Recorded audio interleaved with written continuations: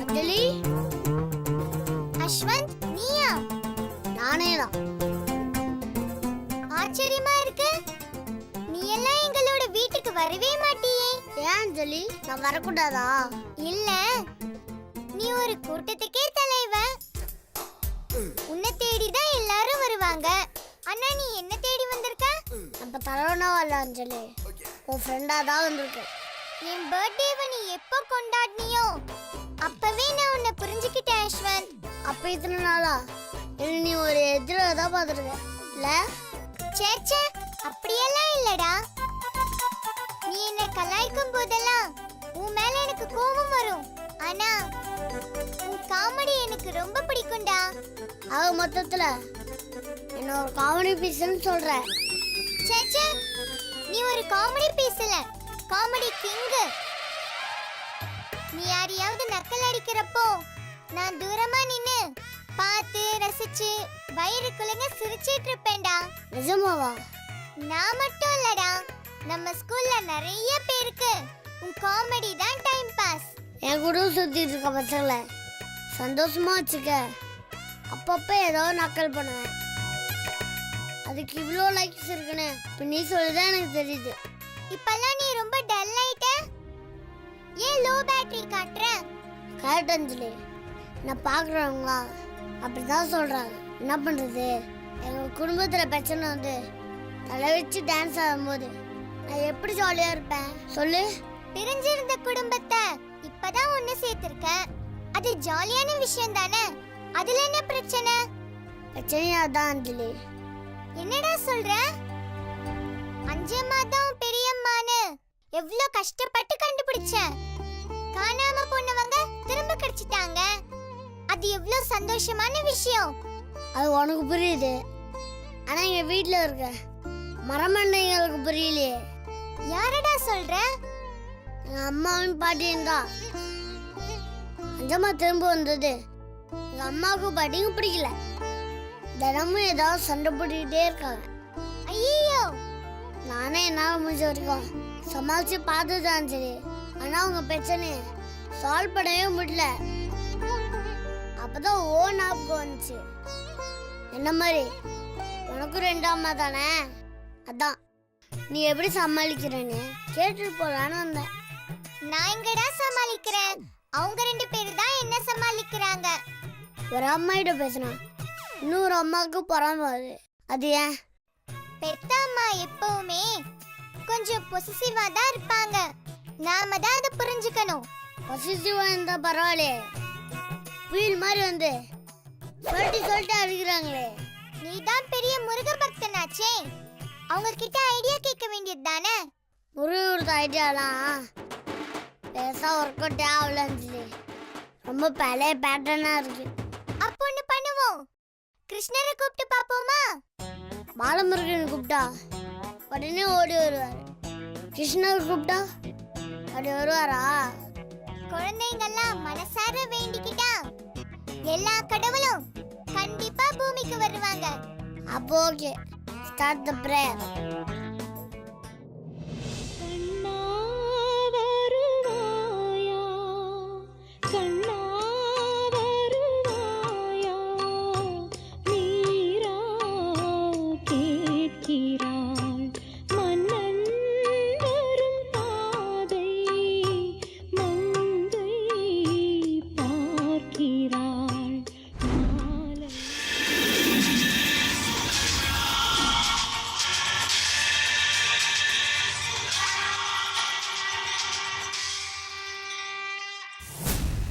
அஞ்சலி வந்துட்டாரு. எதற்காக என்ன கூப்பிட்டாய்? மகாபாரதத்துல பெரிய பெரிய பிரச்சனை எல்லாம் தீர்த்து வச்சிருங்க, அதே மாதிரி என் குடும்ப பிரச்சனையும் தீர்த்து வச்சா எல்லாருக்கும் கிருஷ்ணா. மகாபாரதம் உனக்கு தெரியுமா? ஏன் தெரியாது? வாரம் ஒரு எபிசோடு விடாம பார்த்துருக்கே கிருஷ்ணா. அதில் ஓன் நடிப்பு தான் சூப்பர். என்னது நடிப்பா? Sorry, character super Krishna. நாடகத்தில் பார்க்கும் கிருஷ்ணருக்கும் எனக்கும் நிறைய வித்தியாசம் இருக்கு. ஆமா கிருஷ்ணா, அவர் ப்ளூ கலர்ல இருக்கார், நீங்க ப்ரௌன் கலர்ல இருக்கீங்க.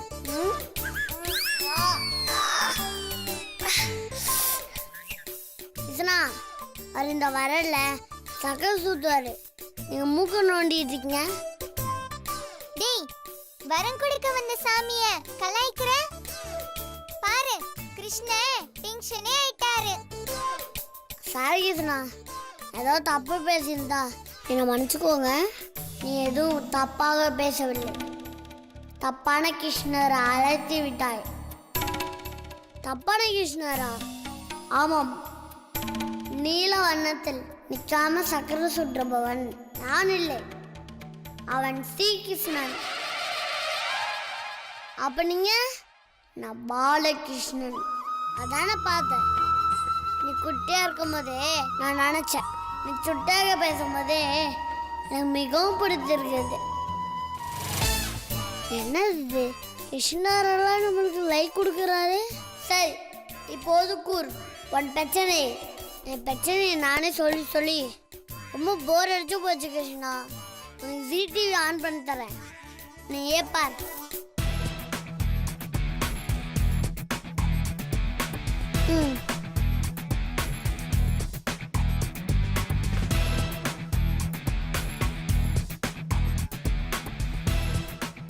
என் கதையை வைத்து மெகா சீரியல் எடுக்கலாம் போல.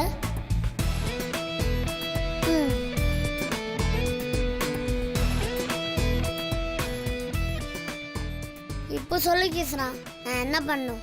விதியை மரியாதைத்தால் வெல்ல வேண்டும். மாயாவுக்கும் செல்விக்கும் தர்மபுரம் தடைவிட்டது. யார் பக்கம் நீ என்று நீயே முடிவு செய்து கொள். இப்படி சொன்னா எப்படி கிருஷ்ணா? எனக்கு அம்மாவும் முக்கியம், பெரியம்மாவும் முக்கியம். தர்மம் எந்த பக்கம் உள்ளதோ நீ அந்த பக்கம் நெல். சூது கவும், ஆனால் தர்மமே வெல்லும். இப்ப எதுக்கு கிருஷ்ணா சம்மதமே இல்லாம விஜய் சேதுபதி படத்தோட பேரையும் விஜயகாந்த் படத்தோட பேரையும் சொல்லிட்டு இருக்கீங்க? டேய், அது படத்தோட பேர் இல்லடா, பகவத்கீதை. சொல், நீ யார் பக்கம் நிற்க போகிறாய்? அந்த அம்மா ரொம்ப நல்லவங்க. எங்கள் அம்மா தான் பில்லி அம்மா. அவங்க எப்படியாச்சும் நல்லவங்களாகிட்டா என்னை ஹீரோயின் கதையாக மாறிடும். உன் தந்தை ஸ்ரீகிருஷ்ணராக இருக்க போகிறாரா இல்லை ராமனாக இருக்க போகிறானே அவர் தான் முடிவு பண்ணும். என்ன குழப்பறான்? இன்னும் சில மாதத்தில் இந்த யுத்தம் ஒரு முடிவுக்கு வரும். அப்போது இது ராமாயணமா அல்லது சிலப்பதிகாரமான தெரிந்துவிடும். நீ சொல்றது பார்த்தா இன்னும் 150 எபிசோடு வரைக்கும் காத்துக்கிட்டு இருக்கணுமா? பொறுமை மிக மிக அவசியம். அவசரப்பட்டால் எதுவும் நடக்காது. அப்ப என்னதான் பண்ண கிருஷ்ணா? உன் அஞ்சம்மாக்கு தொடையாக நின்று தேரை ஓட்டு. எங்க வீட்டில் கார் தான் இருக்கு கிருஷ்ணா. உன் குறும்பு பேச்சும் குறு பார்வையும் என்னை கவர்ந்து உள்ளது. உன்னோட பேசிக்கொண்டிருந்தால் நேரம் போவதே தெரியவில்லை. ராதை காத்திருக்கிறாள், எனக்கு நேரமாகிறது, நான் வருகிறேன். என்னன்னு சொல்லி கிருஷ்ணர் எஸ்கேப் ஆயிட்டாரு. பின்ன நீ இப்படி மொக்க போட்டா அவரால் நிக்க முடியாம ஓடிட்டாரு. இன்னும் கொஞ்ச நேரம் மொக்க போட்ட நானும் ஓடி இருப்பேன். வேணாம், நீ உட்காந்து ஹோம்ஒர்க் பண்ணு, நான் கிளம்புறேன்.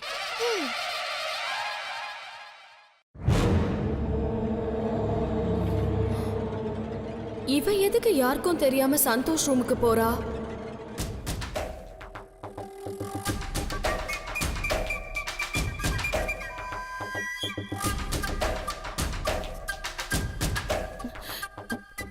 சந்தோஷ். என்ன செல்வி? ஐயோ, இவ வீட்டுக்குள்ளேயே வரக்கூடாதுன்னு நினைச்சோம், வந்து சந்தோஷ் ரூம்குள்ள வர போறா. ஒரு நாள் நம்ம வீட்டில் இல்லைன்னா கதையே தலைக்கீழ மாறிடுச்சு.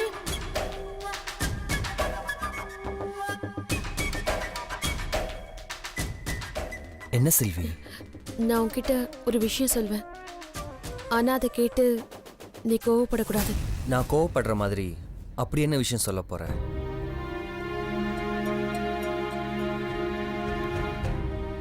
நேத்து நான் இங்க வந்ததும் சரி, மாயா இங்க வந்ததும் சரி, எதுவுமே வேணும்னு நடக்கல. எல்லாமே தற்செயலா நடந்த ஒரு விஷயம். 5 வருஷம் வாழ்ந்த வாழ்க்கை பறி போயிடுமேன்னு அந்த ஆதங்கத்துல தான் மாயா ஆவேசமா பேசினதுல ஒண்ணு தப்பு கிடையாது. நீ என்ன போக விடாம தடுக்கிறது தான் தப்பு. கண்ணை மூடி கண்ணை திறக்கிறதுக்குள்ள அவளும் உணர்ச்சி வசப்பட்டு நீயும் அவளை திட்டி நேத்து என்னென்னமோ நடந்து போச்சு. என்ன சொல்ற செல்வி? ஆமா சந்தோஷ், நேத்து நான் சொல்றத நீ கேக்குற நிலைமையிலேயே இல்ல. அதனாலதான் நான் அமைதியா இருந்தேன். ஆனா கொஞ்சம் நிதானமா யோசிச்சு பாரு. நான் இங்க இருக்கிறது சாத்தியமான விஷயமே கிடையாது, அது நியாயமும் கிடையாது. நான் என்ன நேத்து கோவத்துல பேசுறேன்னு நினைக்கிறியா? நேத்து திடீர்னு வந்து என் முன்னாடி வந்து நின்னப்போ எனக்கு எப்படி இருந்துச்சு தெரியுமா? உடம்பு விட்டு போன உயிர் திரும்பி வந்து சேர்ந்த மாதிரி இருந்துச்சு. என்னோட 5 வருஷத்தோட தவம் அந்த ஆண்டவனே வந்து நேர்ல கொடுத்த மாதிரி இருந்துச்சு. நேத்து அவ உன்னை எப்படி எடுத்துரிஞ்சு பேசினா பார்த்தேல்ல? நீ 5 வருஷம் அவளுக்காக செஞ்ச தியாகத்துக்கும் அவ வாழணும்னு நீ இத்தனை நாள் ஒதுங்கி வாழ்ந்த வாழ்க்கைக்கும் அர்த்தமே இல்லாம போச்சு. எதையுமே அவ மதிக்கல. நீ இதுவரைக்கும் அவளுக்காக செஞ்சது தியாகம்னா அவ உனக்கு செஞ்சது துரோகம் மட்டும்தான் செல்வி. இனிமே அவளுக்காக இந்த மாதிரி முட்டாள்தனமா எதையும் செய்யாத. அவ திருந்தவே மாட்டா. நான் சொல்ற தயவு செஞ்சு கேளு. இனிமே நீ இந்த வீட்டு விட்டு போய் உன் வாழ்க்கையை அழிச்சு என் வாழ்க்கையை அழிச்சு ஏன் நம்ம 2 பேர் சந்தோஷத்தையும் அழிச்சுக்கிறதுல உனக்கு எந்த பிரயோஜனமும் இல்லை. தயவு செஞ்சு போறேன்னு சொல்லி என் மனசை காயப்படுத்தாத செல்வி. மறுபடியும் என்னை தனிமைப்படுத்தாத. மறுபடியும் என்னை விட்டுட்டு போய் என்னை அனாதையாக்கிடாத செல்வி. ப்ளீஸ் ப்ளீஸ் செல்வி, தயவு செஞ்சு இனிமே இந்த மாதிரி எல்லாம் பேசாத. உன்னை நான் தயவு செஞ்சு கெஞ்சி கேட்டுக்கிறேன் சந்தோஷ், இனிமே நீயும் இந்த மாதிரி பேசாத. கொஞ்சம் யோசிச்சு பாரு. நீ என் மேல காட்டுற இவ்ளோ அன்புல ஒரு துளி நீ மாயா மேல காட்டியிருந்தா கூட அவ இப்படி நடந்திருக்க மாட்டா. அவ கோவத்திலயும் ஒரு நியாயம் இருக்கு, அவ கண்ணீர்லயும் ஒரு கேள்வி இருக்கு. அவ உன்கிட்ட கேக்குறதெல்லாம் காசு பணம் எல்லாம் இல்ல சந்தோஷ், உன் அன்பையும் உன் பாசத்தையும் மட்டும்தான். அந்த அன்புங்கிறது புருஷன் கிட்ட 5 வருஷம் கிடைக்கலன்னா எந்த பொண்ணால சந்தோஷ் சேர்ந்து வாழ முடியும்? கொஞ்சம் யோசிச்சு பாரு. அவளை தயவு செஞ்சு ஒதுக்காத சந்தோஷ். அவளுக்கு மனைவிங்கிற அந்தஸ்தை கொடு, அவளுக்கான மரியாதையை கொடு. அவ கூட வாழு சந்தோஷ். அவ அன்பை மட்டும்தான் எதிர்பார்த்துட்டு இருக்கா. நீ அவளை தனிமைப்படுத்ததான் அவ ஒரு பைத்தியக்காரியா மாறுறா. தயவு செஞ்சு உனக்காக வாழ்றவங்களோட உணர்ச்சிய புரிஞ்சுக்க சந்தோஷ். அவ உன்னோட மனைவி, அத முதல்ல நீ ஏத்துக்கோ. வாய மூடு செல்வி. உன்னை தவிர என் வாழ்க்கையில வேற யாருக்குமே இடம் இல்லை செல்வி. நீ மறுபடியும் என் பேச்சை மீறி இந்த வீட்டை விட்டு போனேன்னா அடுத்து நான் என்ன முடிவெடுப்பேன்னு எனக்கே தெரியாது. சந்தோஷ், நீ என்ன சொன்னாலும் சரி, என்னால இந்த வீட்ல இருக்க முடியாது. ஒரு கணவனால தன்னோட அன்பை 2 மனைவிக்கும் பகிர்ந்து தரவே முடியாது சந்தோஷ். நான் பண்றது ஒன்னும் தியாகம் இல்ல, அது நியாயம். அதை தயவு செஞ்சு நீ புரிஞ்சுக்கோ சந்தோஷ். இத நீ ஏத்துக்கிறியோ இல்லையோ, இதுதான் உன் வாழ்க்கை. மாயாதான் உன் மனைவி. நீ மாயா அஸ்வந்த் எப்பவுமே சந்தோஷமா இருக்கணும். நான் எங்க இருந்தாலும் இதை வேண்டிக்கிட்டே தான் இருப்பேன் சந்தோஷ். ஆனா தயவு செஞ்சு என்ன தடுக்க பார்க்காத. இதுதான் என் விதி, இதுதான் என் முடிவு. தயவு செஞ்சு மாயாவோட சேர்ந்து வாழ சந்தோஷ். இதுதான் உன் குடும்பம், மாயாதான் உன் மனைவி. குழந்தையோட சந்தோஷமா வாழ பாரு சந்தோஷ். இதுக்கு மேல தயவு செஞ்சு என்ன தடுக்காத. நான் போறேன் சந்தோஷ். செல்வி செல்வி சொன்னா கேளு சொன்னா செல்வி கேளு சந்தோஷ் விடு. செல்வி செல்வி செல்வி செல்வி ப்ளீஸ் தயவு செஞ்சு அவசரப்படாத. நான் சொல்றது கேளு, இந்த வீட்டை விட்டு போகாத செல்வி. நான் சொல்றத நீ கேளு சந்தோஷ். இனிமே ஒரு நிமிஷம் கூட என்னால இருக்க முடியாது. நான் போற சந்தோஷ், என்ன கூப்பிடாத. செல்வி செல்வி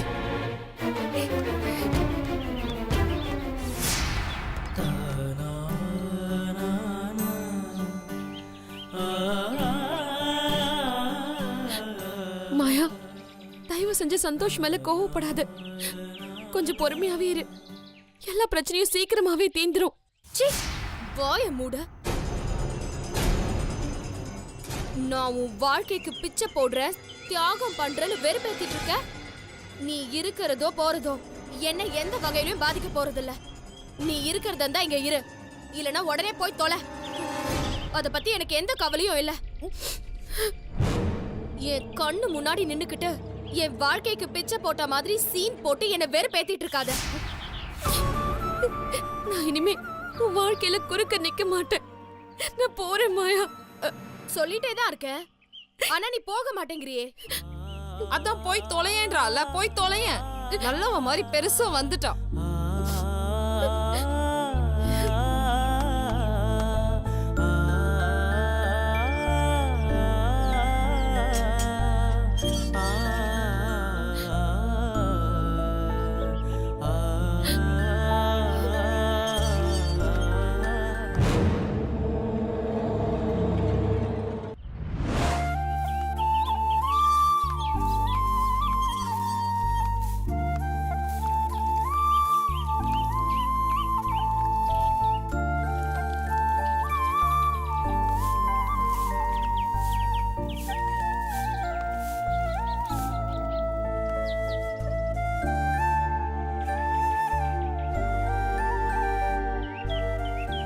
நெல்லு எங்க வந்த? நல்லதானே போன. வாழ போனவளுக்கு மறுபடியும் இந்த ஆசிரமத்துல என்ன வேலை? என்னால சந்தோஷ் கூட இருக்க முடியாதுமா. அது மாயாவோட வாழ்க்கைய ரொம்ப பாதிக்கும். அத நான் கண்கூடாவே பார்த்துட்டேம்மா. என்ன கண்கூடா பார்த்த? மாயா முந்தி மாதிரி எல்லாம் இல்லம்மா. அவ ரொம்ப விரக்தியா இருக்கா. சந்தோஷ் மேல ரொம்ப கோவமா இருக்கா. பல வருஷமா சந்தோஷோட அன்பு கிடைக்காம அவ வாழ்க்கையே வெறுத்து போயிருக்கா. நான் அவகிட்ட எதை எடுத்து சொன்னாலும் அவ கேக்குற மனநிலைமையில இல்லம்மா. அவ எப்படி இருந்தாலும் அது அவளோட வீடு, அவ குடும்பம், அவ வாழ்ற இடம்மா. அங்க நான் போய் வாழ்றது எனக்கு கொஞ்சம் கூட சரின்னு படல. அதான் நான் உங்ககிட்டயே கிளம்பி வந்துட்டேன். நீ திரும்பவும் இங்க வந்து நிக்கிறது தான் எனக்கு சரின்னு படல. பைத்தியமா செல்வி உனக்கு? உனக்குன்னு ஒரு வாழ்க்கை இருக்கு. அது நிச்சயமா சீக்கிரமாவே உன்னை தேடி வரும்னு நான் அப்பவே சொன்னேன்ல. அதே போலதான் சந்தோஷ் உன் பின்னாலேயே உன்னை தேடி வந்தான். நீ அங்க அழையா விருந்தாளியா ஒன்னும் போகலையே. நீ திரும்பவும் வரணும்னு சந்தோஷ் நினைக்கிறான். நீ திரும்பவும் வரணும்னு அவனோட புள்ள நினைக்கிறான். இதை விட உனக்கு வேற என்ன வேணும் செல்வி? இத்தனை நாள் நீ வாழ்க்கையில பட்ட கஷ்டம்லாம் போதாதா? வெளிச்சம் உன்னை தேடி வரும்போது நீயே இருட்ட நோக்கி ஓடுற. ஆண்டவ அனுகிரகம் நமக்கு வாழ்க்கையில வாய்ப்பை தான் ஏற்படுத்தி கொடுக்கும் செல்வி. அந்த வாய்ப்பை நாம தான் பயன்படுத்திக்கணும். உன்னோட வாழ்க்கை உன்னை தேடி வரும்போது அதை துச்சமா நினைச்சு உதாசீனப்படுத்தாத. நீ திரும்ப வந்து இங்க நிக்கிறது உனக்கு நீயே ஏற்படுத்திக்கிற வலி செல்வி. ஒருத்தன் தானா போய் குழிக்குள்ள விழுந்தான்னா அவனை யாராலையும் காப்பாத்த முடியாது. அதத்தான் இப்ப நீ செஞ்சுக்கிட்டு இருக்க. இல்லம்மா, நிச்சயமா இல்ல. சந்தோஷ் மாயாவோட வாழ்க்கை நீங்க நினைக்கிற மாதிரி இல்லம்மா. அவங்க ரெண்டு பேருக்கும் நடுவுல நிறைய பிரச்சனை நடக்குது. இப்ப நான் வீட்டுக்கு போனப்ப கூட என்ன வச்சு ஒரே பிரச்சனை. புருஷன் பொண்டாட்டியும் அடிச்சுக்கிட்டாலும் புடிச்சுக்கிட்டாலும் எப்படியாவது ஒண்ணு சேர்ந்துருவாங்கன்னு சொல்லுவாங்க. ஆனா நான் அவங்க குறுக்கல நின்னா அவங்க 2 பேரும் எப்படிமா ஒண்ணு சேருவாங்க? நீங்களே சொல்லுங்க. முட்டாள் மாதிரி பேசாத செல்வி. விதி ஒண்ணு அங்க கூட்டிட்டு போனதே அவங்க 2 பேரையும் ஒண்ணு சேர்க்கறதுக்கு தான். மாயாவுக்கும் சந்தோஷுக்கும் நடுவுல இருக்கிற விரிசல் சரியாகணும்னா அந்த பிரச்சனையை தீர்த்து வைக்க உன்னால மட்டும்தான் முடியும். நீயா போனேன்னு நினைச்சியா? இல்ல, உனக்கான நேரம் வந்துருச்சு. அதனாலதான் நீ எங்க போன. அதுதான் செல்வி காலத்தோட கட்டாயம். இவ்வளவு நாள் நீ செஞ்ச தியாகம் எல்லாம் போதும் செல்வி. இப்ப நீ மறுபடியும் அவங்க வீட்டுக்கு போய் வாழ வேண்டிய நேரம் வந்துருச்சு. அதுதான் உன்னோட குடும்பம். போ. நீ சந்தோஷோட வாழ வேண்டிய நேரம் வந்துருச்சு. நீ மறுபடியும் போய் சந்தோஷோட வாழ்ற வழிய பாரு. போ. இல்லம்மா, இல்ல, என்னால அது மட்டும் முடியாது. மாயாவும் சந்தோஷம் நல்லா வாழணும் தானேம்மா நான் என் வாழ்க்கையே தியாகம் பண்ணேன். நான் சந்தோஷ் வீட்டை விட்டு வந்ததுக்கு காரணமே அவங்க குடும்பத்தோட நல்லா இருக்கணும் தானே. நான் கொடுத்தத நானே எப்படிமா அவகிட்ட இருந்து தட்டி பறிப்பேன்? முடியாதுமா, என்னால அது மட்டும் முடியாது. திரும்பவும் அவங்க வீட்டுக்கு என்னால போக முடியாதுமா. அப்படின்னா இந்த ஆசிரமத்தை விட்டு நீ இப்பவே வெளியே போ. மா, எப்ப நான் சொல்றத நீ மதிக்கலையோ இனிமே உனக்கு எனக்கும் பேச்சில்ல. என்கிட்ட நீ ஒரு வார்த்தை கூட பேசக்கூடாது. சொல் பேச்சு கேட்காதவங்கள என்ன சொல்லியும் திருத்த முடியாது. வெளியே போ. மா, ஆசிரமத்தை விட்டு வெளியே போன்னு சொல்றேன்ல.